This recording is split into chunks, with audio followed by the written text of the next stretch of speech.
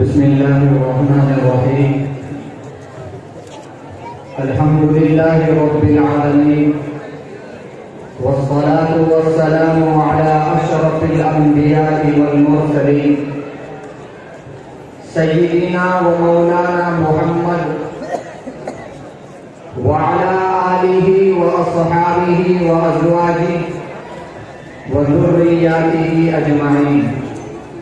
أما بعد، فأعوذ بالله من الشيطان الرجيم. بسم الله الرحمن الرحيم. إن هذا القرآن يهدي للتي هي أقوم ويبشر المؤمنين.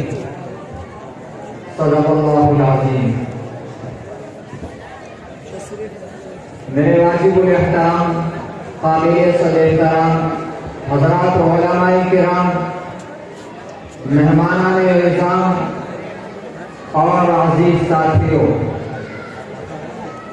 آج کے اس عظیم اجلاس میں میں قرآن کریم کے عنوان پر بہت ہی اختصار کے ساتھ آپ کے سامنے اپنی معروضات پیش کروں گا، کیونکہ قرآن ایک سمندر ہے اور اس سمندر سے میں کچھ موتیوں کو چنوں اور آپ کی جھولی میں ڈال دوں۔ قرآن ایک سمندر ہے اور میرا جی چاہتا ہے کہ میں اس سمندر میں غوطہ لگاؤں اور وہاں سے کچھ موتی نکال کر آپ کی جھولی میں ڈال دوں۔ قرآن اور صاحب قرآن یہ دو علیحدہ موضوع ہیں۔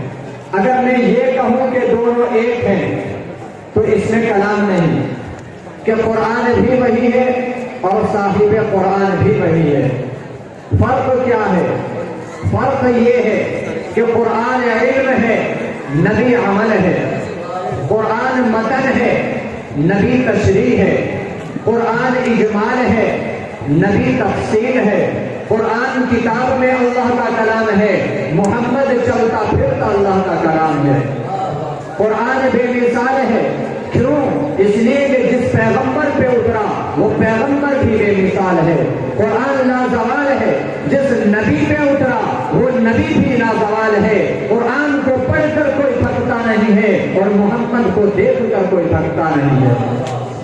قرآن پڑھتے جاؤ، دنیا میں جتنی کتابیں پڑھتے ہو، ایم اے کی کتاب ہے، بی اے کی کتاب ہے، پرائمری کا نصاب ہے۔ ایک آدمی کہتا ہے کہ یہ تیسری جماعت کی کتاب میری پڑھی ہوئی ہے، ایک آدمی کہتا ہے کہ نہیں میں تو سیرت کی کتاب پڑھتا ہوں، دوسرا کہتا ہے نہیں یہ جغرافیہ کی کتاب پڑھو، تیسرا کہتا ہے نہیں یہ کتاب تو میری پڑھی ہوئی ہے۔ ایک کتاب کو تو پڑھتا ہے، دوسری مرتبہ تیرا جی نہیں چاہتا، دو مرتبہ پڑھتا ہے، تیسری دفعہ اسے لائبریری میں بند کر دیتا ہے، تو لائبریری میں جاتا ہے، کرایہ خرچ کرتا ہے، کہتا ہے مجھے ایک کتاب چاہیے۔ جب تو پڑھ لیتا ہے اس کو واپس کر دیتا ہے، دوبارہ وہ کتاب تو نہیں پڑھتا، سہوارا نہیں پڑھتا۔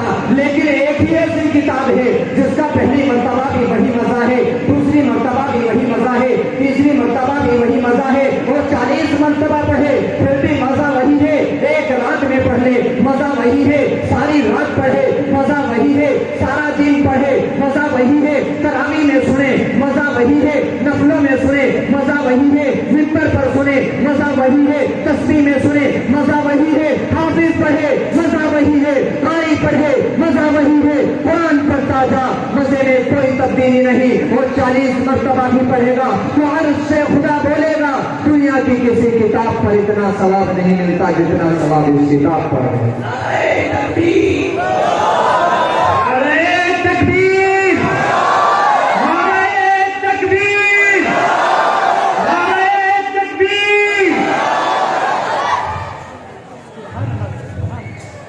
ایک پوری کتاب پڑھے کوئی ثواب نہیں، قرآن کا ایک لفظ پڑھے 10 نیکیاں ملے گی، 10 گناہ معاف ہوں گے، 10 درجے بلند ہوں گے۔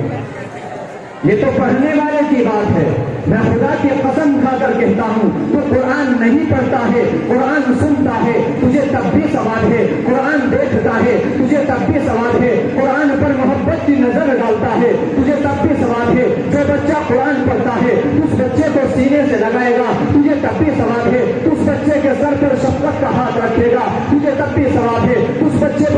लफ्ज नजर डालेगा तुझे तब भी सवाब है। तू बच्चे को भी छोड़ दे, जिस तिपाही पर कुरान रखा जाता है तू तिपाही बनाकर बच्चे को दे देगा, तुझे तब भी सवाब है। तू गिलास बनाएगा, तुझे तब भी सवाब है। अरे कुरान मस्जिद में पढ़ा जाता है, तू मस्जिद में कुरान सुनने के लिए गली में खड़ा हो जाता है, तुझे तब भी सवाब है।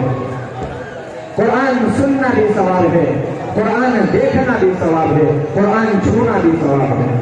और एक बात कहता हूं, कुरान लारैब है, और ये लारैब मैंने नहीं कहा, खुद कुरान ने कहा है कि मैं लारैब हूं। कुरान खोलो, कुरान ने सबसे पहले ये कहा, लोगों मुझे पढ़ते हो, मैं बताऊं मैं कौन हूं। मेरा तारुफ पूछने से पहले मुझसे पूछो मेरी हैसियत क्या है।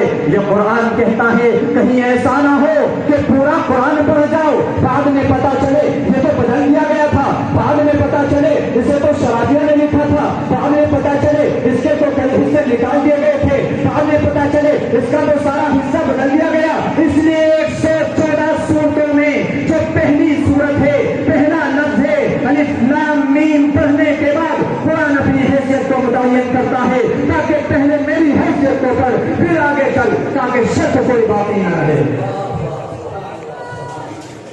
कुरान ने क्या कहा है? अलिफ लाम मीम ज़ालिकल किताबु ला रैब फीह। अलिफ लाम मीम क्या है? अलिफ क्या है, लाम क्या है, मीम क्या है, इस पर तुम गौर नहीं करते। अलिफ से अल्लाह है, अल्लाह ने फरमाया मैं भेज रहा हूं। लाम से जिब्राइल है, जिब्राइल ने कहा मैं ला रहा हूं। मीम से मोहम्मद है, मोहम्मद सल्लल्लाहु अलैहि वसल्लम फरमाते मेरे सीने पर उतरा है। अलिफ अल्लाह, लाम जिब्राइल, मीम मोहम्मद। अलिफ लाम मीम कोड वर्ड है, खुदा ने कोड वर्ड अपनी किताब के पहले सफे पर लिखा।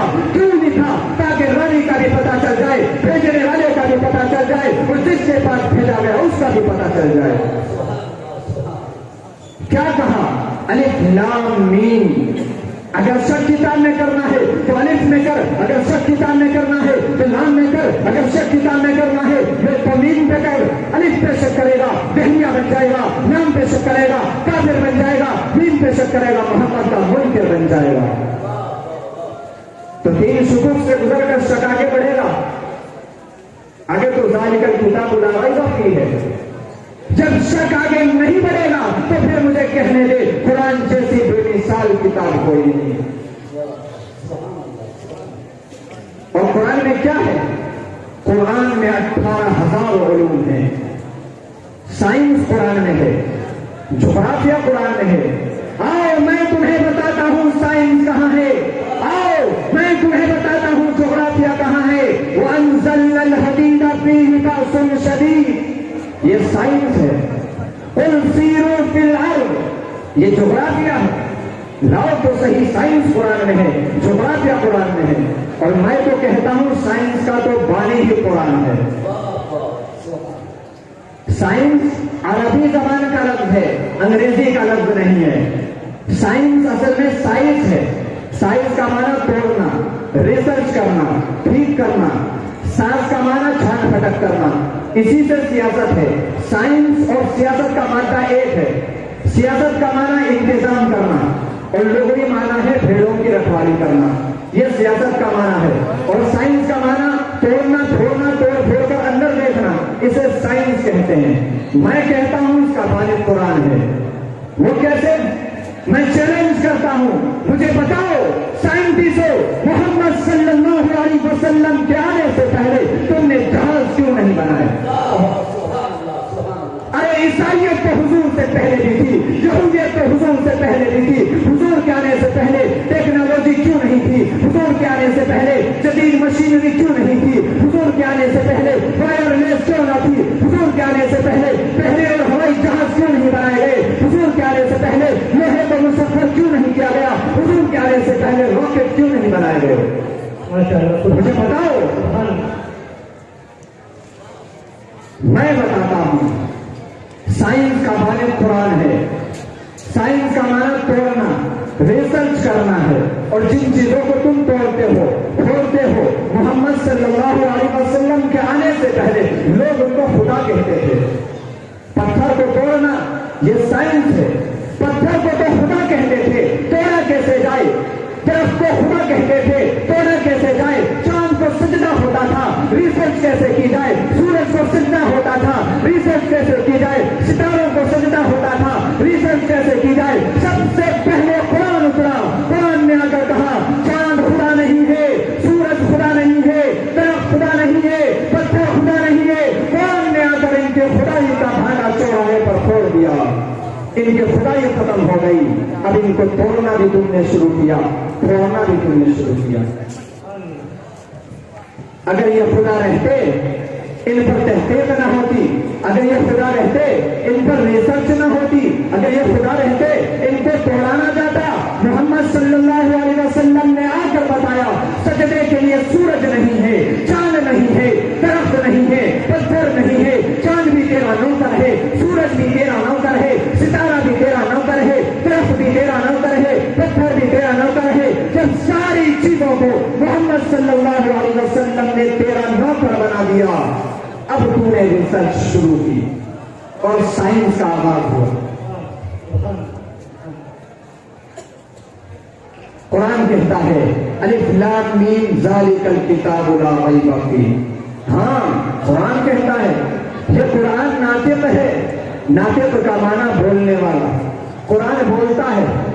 آپ قرآن پہ اعتراض کریں، آپ قرآن سے پوچھیں اے قرآن تجھے کس نے بھیجا ہے، قرآن کہتا ہے تنزیل الکتاب من اللہ العزیز الحکیم، میں اللہ زبردست حکمت والے کی طرف سے بھیجا گیا ہوں۔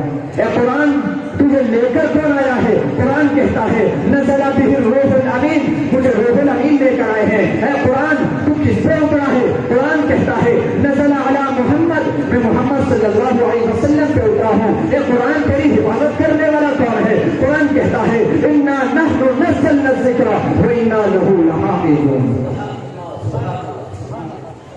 جب مکہ کے مشرکوں نے قرآن پہ اعتراض کیا اور کہا کہ یہ اپنی طرف سے بنائی ہوئی کتاب ہے، قرآن نے چیلنج کر دیا ایاتوا بمثل ھذا القرآن، کہ او مکہ کے مشرکوں اگر یہ اپنی طرف سے بنائی ہوئی کتاب ہے تو اس جیسی کتاب لا کر دکھاؤ۔ جب کوئی نہ لا سکا، کوئی قرآن کے چیلنج کا جواب نہ دے سکا، تو قرآن نے دوسرا چیلنج کر دیا فَأْتُوا بِعَشْرِ سُوَرٍ مِّن مِّثْلِهِ، کہ پورا قرآن نہیں لا سکتے تو سورتیں لا کر دکھا دو۔ جب کوئی نہ لا سکا، پوری دنیا خاموش رہی، تو قرآن نے تیسرا چیلنج کر دیا فَأْتُوا بِسُورَةٍ مِّن مِّثْلِهِ، کہ پورا قرآن نہیں لا سکتے، 10 سورتیں نہیں لا سکتے، ایک ہی سورت لے آؤ۔ اور محمد صلی اللہ علیہ وسلم نے قرآن کی سب سے چھوٹی سورت اِنَّا أَعْطَيْنَاكَ الْكَوْثَرَ لکھ کر خانہ کعبہ کی دیوار پر لٹکا دی، اور کئی مہینے تک یہ سورت خانہ کعبہ کی دیوار پر لٹکتی رہی، لیکن پوری دنیا میں ان کا قرآن کے چیلنج کا جواب نہ دے سکی۔ تو پھر مجھے کہنے دے قرآن جیسی بے مثال کتاب کوئی نہیں۔ اور ایک بات کہتا ہوں، توجہ ہے، اس لفظ پہ غور نہیں کرتے۔ دیکھیے قرآن ہے، اترنے کو تو تورات بھی اتری، زبور بھی اتری، انجیل بھی اتری، 127 صحیفے آسمانوں سے اترے، بڑی کتابیں 4 اتری۔ کیسے اتری؟ قرآن کیسے اترا؟ تورات اترنے لگی تو اللہ تعالیٰ نے موسیٰ علیہ السلام سے کہا موسیٰ طور پہاڑ پر جاؤ، وہاں تورات ملے گی۔ موسیٰ علیہ السلام چل کر تورات لینے گئے۔ زبور کا وقت آیا، اللہ تعالیٰ نے عیسیٰ علیہ السلام سے کہہ دیا عیسیٰ اس عبادت خانے میں بیٹھ جاؤ، یہاں زبور۔ داؤد علیہ السلام سے کہہ دیا اس عبادت خانے میں بیٹھ جاؤ، یہاں زبور ملے گی۔ انجیل کا وقت آیا، عیسیٰ علیہ السلام سے کہہ دیا اپنے عبادت خانے سے باہر نہیں جانا، میں انجیل اتار رہا ہوں۔